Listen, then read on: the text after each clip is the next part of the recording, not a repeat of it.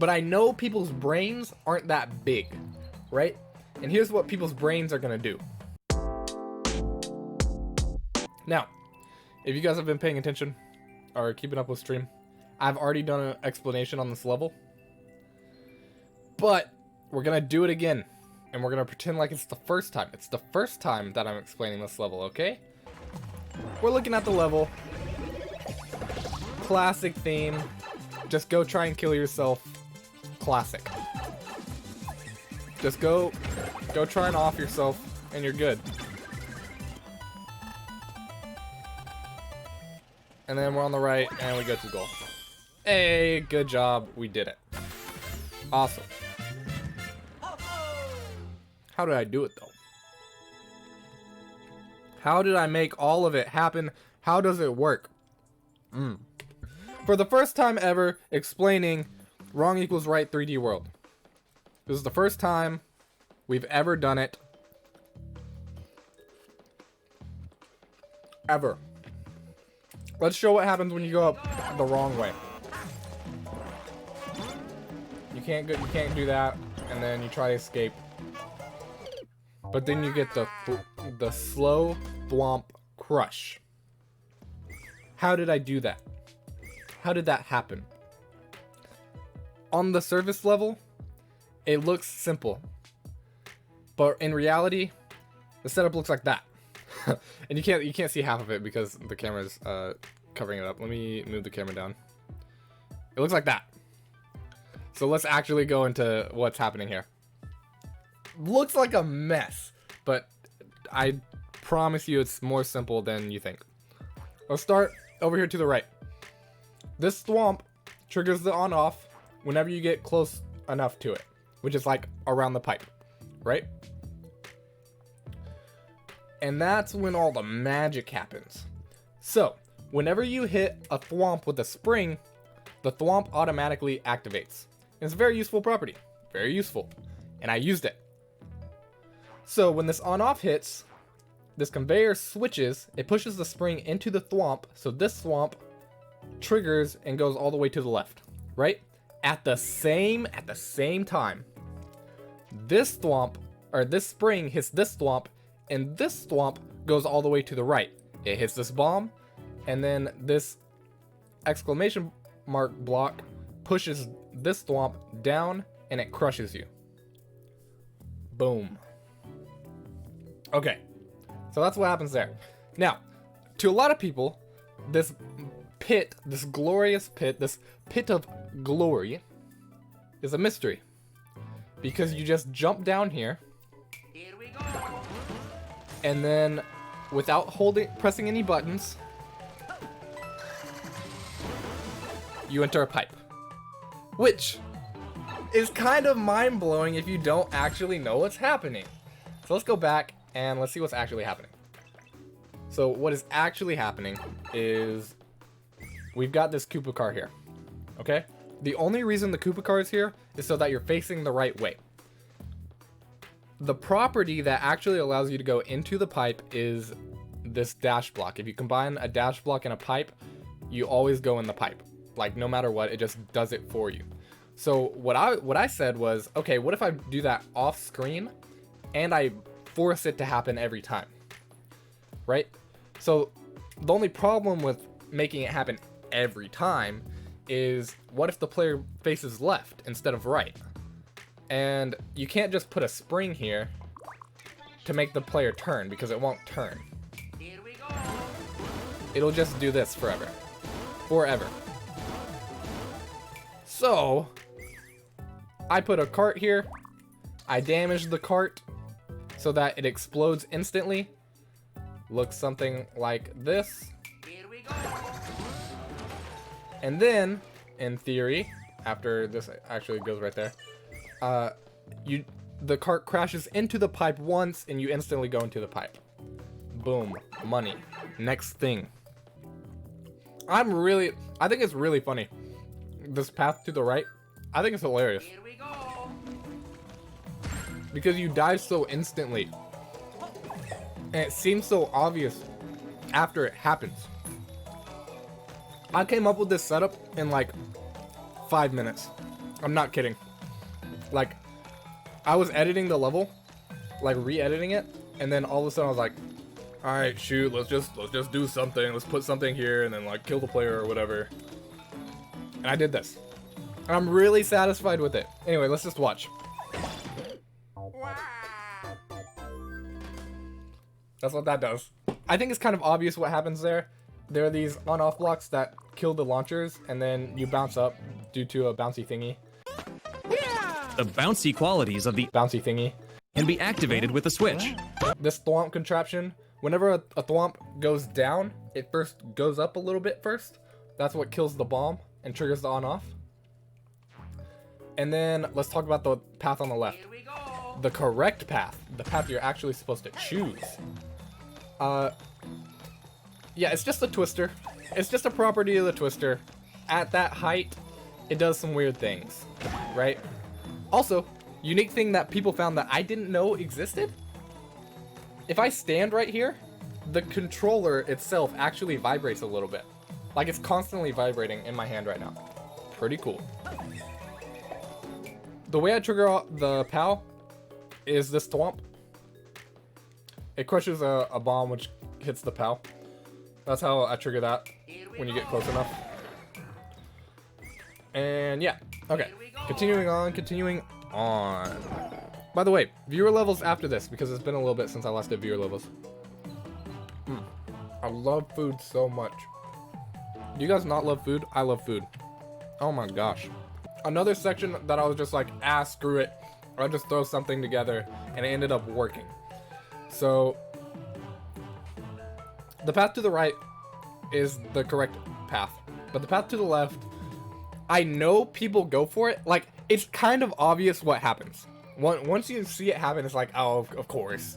But I know people's brains aren't that big, right? And here's what people's brains are gonna do. People's brains are gonna be like, ooh, shiny.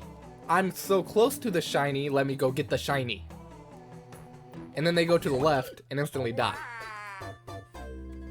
That's what happens. Alright? That's why that's so good. Is because I put you like right next to it. I put you like right next to the shiny, and that makes everybody goes for it. I mean, obviously not everybody, but I know it's tempting. I know it's tempting.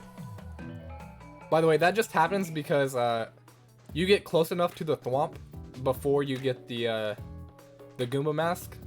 When you get close enough, it triggers, and then you get the Goomba mask after it already triggers. So the path to the right here, it's just stupid. I didn't know about this property until I was messing around in the editor. It just pushes you down like every time. It's so crazy. Did you know about that? I didn't until I like made it. What is the F word? It's food. And you should always be using the F word. Heard it from here. Heard it from here.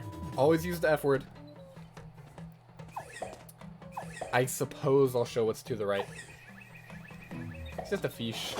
It's a fish. Yep. That just works because we scroll the screen to the right far enough at the right time. If you'd notice, you can kind of mark where the center of the screen is by this little yellow dot. Hold on. You ready for it? You ready for the little yellow dot? This little marker. Wait. Boom. You see it? You see this little yellow thing? This little yellow thing? That's the center of the screen. And that's how you can always tell where the center of the screen is. And yeah. So if you are using that for reference, you can see we don't cross like the very center of the screen until I go into this pipe. And that's what spawns in the fish. To the left here, just a stupid property that exists, even though it doesn't look like it should exist. Yeah.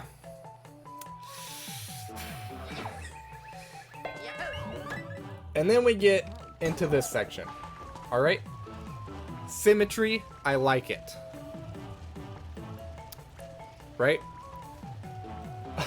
Literally, all of the shinies on the right, and then a whole bunch of death on the left.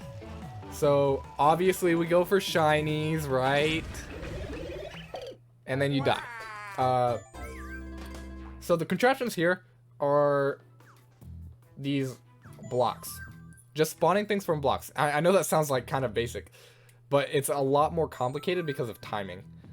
Once I enter this pipe, this thing triggers, the on-off triggers, and it hits this thwomp, which hits the spring, which activates this question mark block. Boo comes out of it, boom, money. Right? The harder thing was the timing on the left pipe. That was difficult. So when you enter the pipe, you can kind of already see it. This on-off is gonna trigger. You get a star and it looks clean AF. It looks really clean. I'm really happy about that. But the timing to get that to happen took me forever. Like, you have no idea. Yeah, I tried so many combinations of this clear pipe and the conveyors and everything working.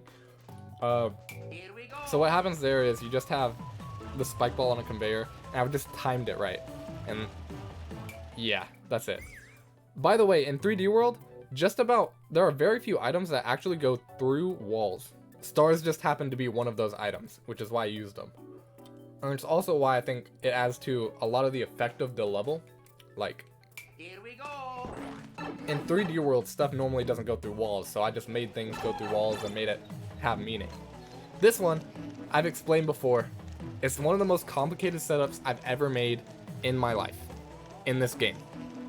We're gonna put the camera there-ish. Okay. That gives you about all you need.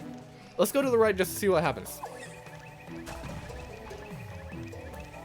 Denied. Denied. Ah, it's perfect. And it works every time. It works every time. Bop. Okay.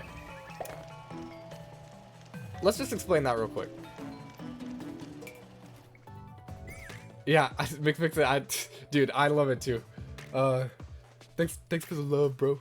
But yeah, dude, it's I laughed at that for a long time when I first made it, when I first realized it was possible. So this is just a thwomp hitting this donut block, this big thwomp. That's what triggers it, and it triggers when you get around here. And then when you go back down, the donut block doesn't respawn in time, so it just resets perfectly. So what I mean by that is it hits, the thwomp hits again, but the donut block hasn't spawned, everything is reset. Okay, now let's get into the mess of everything else. I'm gonna show you what happens, and then I'll explain it.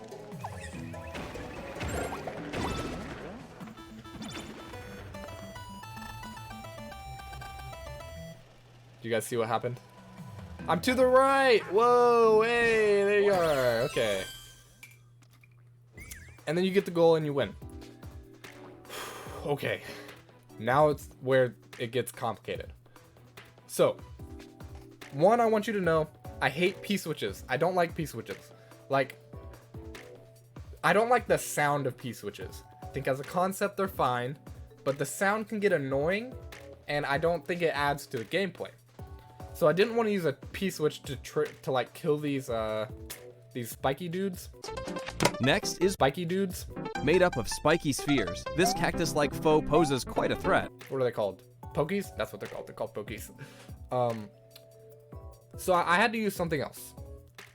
And I couldn't use on-off switches because I was using on-offs for like everything else. So I had to use this red POW. But how do I trigger the red POW when you go into this pipe?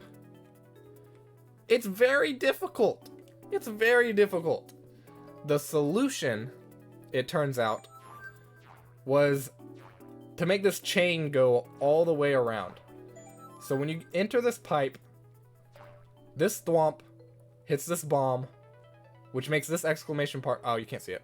Yeah, you can. Ah. It makes this exclamation mark block go up. These thwomps are here just to make things go faster, which, oh, now you can't see it. Okay. Oh, awkward moment.